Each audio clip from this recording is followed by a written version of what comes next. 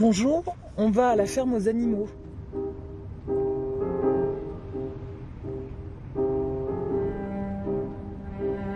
Il vous baptisera par le feu. Alors, on peut en avoir une lecture très littérale, mais ce qui m'a plu, c'est de pouvoir convoquer un imaginaire un petit peu différent et d'avoir une lecture un petit peu plus symbolique cette fois-ci. Il y a un premier baptême qui se fait au contact de l'eau, mais ça c'est la rencontre finalement de chacun avec son inconscient.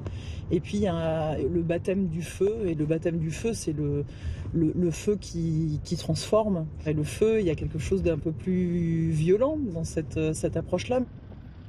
J'ai eu mon éducation dans un collège-lycée privé, catholique. J'étais pas très heureuse d'être là-bas, ça s'est pas très bien passé pour différentes raisons. J'ai mis ça dans un sac que j'ai fermé et je l'ai laissé dans un coin et je suis partie. Et j'ai eu besoin vraiment d'être dans cette démarche purement scientifique, analytique, cartésienne. Mais il y a un moment donné, aller au bout de ce processus ne m'a plus nourrie, c'est-à-dire que je me suis sentie asséchée par ça.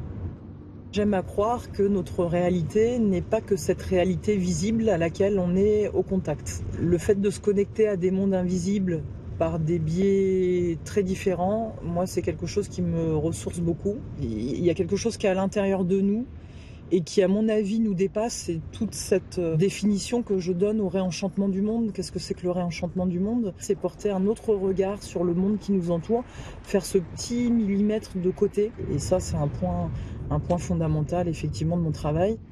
Ce qui me nourrit moi aujourd'hui actuellement dans mes démarches personnelles mais aussi bien professionnelles, c'est justement d'avoir une lecture du sens un petit peu différente et plutôt liée à cette question des symboles, des imaginaires aussi, et de se rendre compte que finalement il y a bien une réalité très pragmatique qui nous entoure, mais que l'imaginaire n'est pas moins intéressant ni moins important. Je vous souhaite un très bon dimanche à tous, à bientôt.